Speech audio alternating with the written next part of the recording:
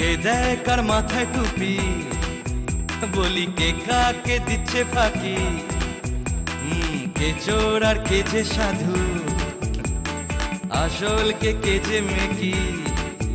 বলবে গোপাল ভাঁড়, বলবে গোপাল ভাঁড়, আসবে গোপাল ভাঁড়, বলবে গোপাল ভাঁড়। একটু মধু একটু তিতা, বাস্তবটা গল্পে গাথা, পাঁচমিশালি রঙ্গ নিয়ে হাসির উপহার। হাজির গোপাল ভাঁড়, হাজির গোপাল ভাঁড়, সেই গোপাল ভাঁড়, বলবে গোপাল ভাঁড়।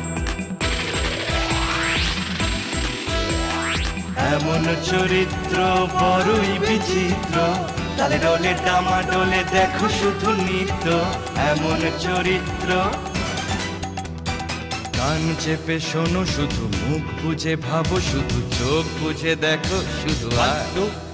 আসবে গোপাল ভাঁড়, বলবে গোপাল ভাঁড়, দেখবে গোপাল ভাঁড়, সেই গোপাল ভাঁড়, বলবে গোপাল ভাঁড়। হাজির গোপাল ভাঁড়, বলবে গোপাল ভাঁড়, হাজির গোপাল ভাঁড়।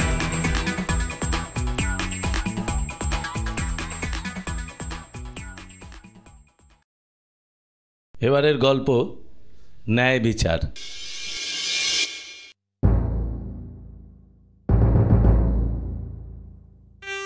মহামন্ত্রী ভবচন্দ্র রাজ্যের অবস্থা কিরূপ? বলি প্রজারা সব সুখে শান্তিতে আছে তো? আপনি নিশ্চিন্ত থাকুন মহারাজ, আপনার সন্তান তুল্য প্রজারা আপনার আশীর্বাদে সুখে শান্তিতেই বসবাস করছে। আর সেই জন্য সমস্ত নদিয়াবাসী শতমুখে মহারাজের নামে জয়ধ্বনি দিচ্ছে। আমিও মনে করি আমার মতো ন্যায় বিচারক এই পৃথিবীতে আর নেই, কেউ নেই। কি গোপাল, তোমার কি মত?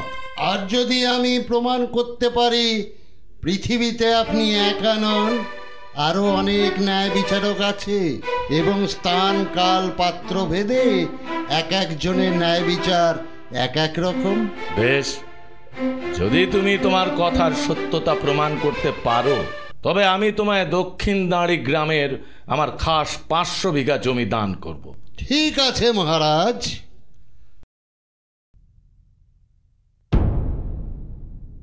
মহারাজ, আমার একটা প্রার্থনা আছে। বেশ, বলো, কি তোমার প্রার্থনা?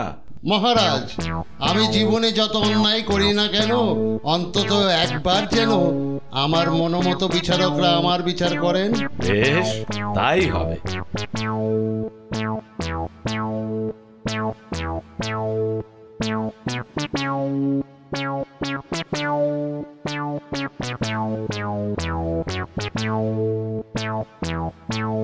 দেখছেন কবিরত্ন, গাছে কি সুন্দর আম ধরেছে।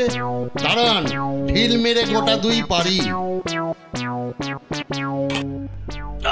বাবা গো! প্রহরী, আদেশ মহারাজ। শীঘ্র বৈদ্যরাজকে ডাকো আর অনুসন্ধান করো কে এই ঢেলাটি ছুঁড়েছে। তাকে বন্দি করে রাজসভায় নিয়ে যাও। যথা আজ্ঞা মহারাজ।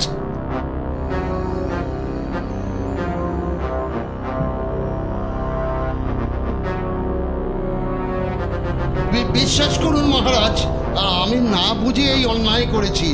দয়া করে আমাকে ছেড়ে দিন। না মহারাজ, গোপালের এই অন্যায়ের জন্য গোপালকে শাস্তি পেতেই হবে, এবং সেটা হলো রাজ পরিবারকে অনিচ্ছাকৃত ক্ষতি সাধন করার জন্য 10,000 মুদ্রা। মহারাজ, কিছুদিন আগে আপনি আমার একটা প্রার্থনা মঞ্জুর করেছিলেন, মনে আছে তো? হ্যাঁ হ্যাঁ হ্যাঁ, মনে আছে বই কি। তা বেশ, বলো, কাকে দিয়ে তুমি তোমার বিচার করাতে চাও? মহারাজ, নগর প্রান্তে দিনু তিনু নামে 2 কুমোর থাকে।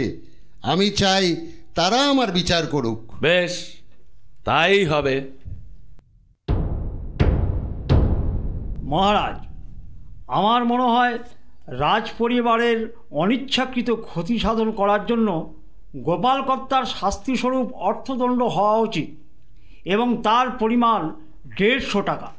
না তিনু ভাই, গোপালের ঘর সংসার আছে, অত টাকা দিতে গেলে গোপাল যে মরে যাবে। আমার মনে হয় ওকে 100 টাকা অর্থদণ্ড দেওয়া হোক। হ্যাঁ, কথাটা মন্দ বলনি মহারাজ।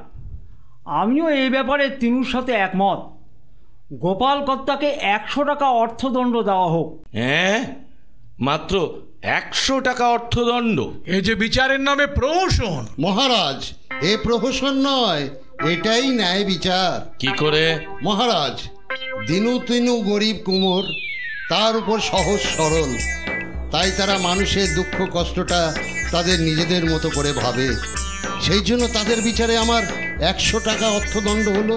অপরদিকে আমাদের মহামন্ত্রী অর্থবান, তাছাড়া কূট বুদ্ধি নিয়ে রাজ্য চালনা করতে করতে ও বিচার কার্য সামলাতে সামলাতে তার শরীর থেকে মায়া দয়ার চিহ্নটুকু পর্যন্ত মুছে গেছে। আর সেই জন্যই তিনি 10,000 মোহর অর্থদণ্ড করেছিলেন। দিতে না পারলে হয়তো আমাকে অন্ধকার কারাগারেও নিক্ষেপ করতেন। কি মহারাজ, এবার বুঝলেন তো? স্থান কাল পাত্র ভেদে এক একজনের বিচার এক এক রকম। তোমার যুক্তি অকাট্য। তোমার পুরস্কারটা আমি তোমায় কদিনের ভেতরেই দিয়ে দেব। মহারাজ, ঠিক আছে, যা আপনার ইচ্ছা।